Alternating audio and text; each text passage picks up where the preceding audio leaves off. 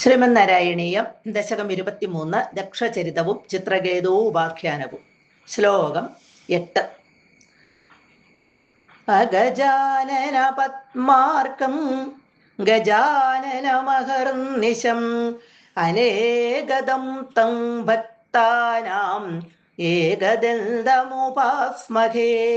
സരസ്വതി നമസ്തുഭ്യം വരദേ ജ്ഞാനരൂപിണി വിദ്യാരംഭം കരിഷ്യാമി സിദ്ധിർഭവതു may സദാ.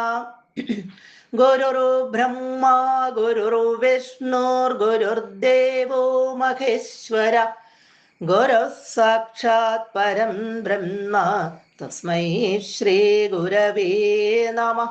ഓം നമോ ഭഗവതേ വാസുദേവായ. ത്വദ്ഭക്തമൗലിരഥസോപി ച ലക്ഷലക്ഷം വർഷാണി ഹർഷുലമനാ ഭുവനേഷു കാമം സംഗാപയൻ ഗുണഗണം തവ സുന്ദരീഭി സംഗാതിരേകരഹിതോ ലളിതം ചചാര. കഴിഞ്ഞ ശ്ലോകത്തിൽ നമ്മൾ കണ്ടു, വെളുത്ത നിറമുള്ള 1000 ഭണങ്ങളുള്ള ആദിശേഷന്റെ രൂപത്തില് ഭഗവാനെ ചിത്രകേതു ഭജിച്ചു.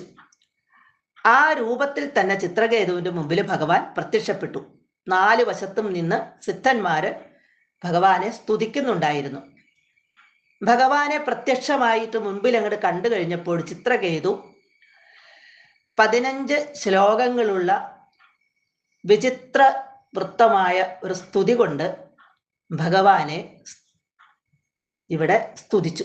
അത് കേട്ട് സന്തോഷവാനായ ഭഗവാൻ ആത്മതത്വോപദേശം കൊടുത്തിട്ട് ചിത്രകേതുവിന് കൊടുത്തിട്ട് മറയുകയും ചെയ്തു. അഥ അനന്തരം ഭഗവാൻ പോയതിനു ശേഷം ത്വദ് ഭക്തമൗലി, ത്വദ് നിന്തിരുവടിയുടെ ഭക്തമൗലി ഭക്തന്മാരിൽ അത്യുത്തമനായ സ അഭി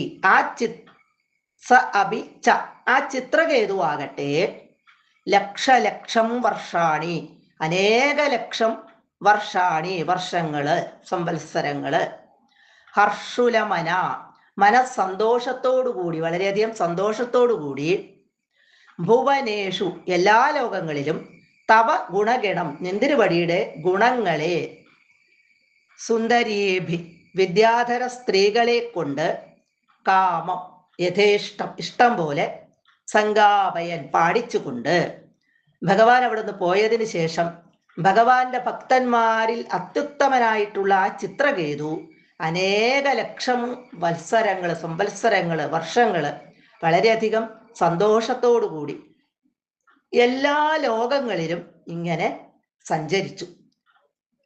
ഭഗവാന്റെ ഗുണഗണങ്ങളെ ഭഗവാന്റെ ആ ഗുണങ്ങളെയെല്ലാം വിദ്യാധര സ്ത്രീകളെ കൊണ്ട് ഇഷ്ടം പോലെ അവരെ കൊണ്ട് പാടിച്ചുകൊണ്ട് ആണ് സഞ്ചരിച്ചത്.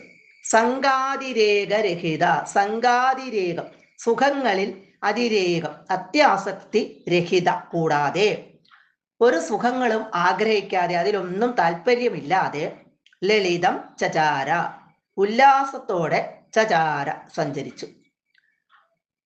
ഭക്തി കൈവെടിയാതെ വളരെ ലക്ഷം കൊല്ലം സുഖമായി കഴിച്ചു കൂട്ടി എന്ന്.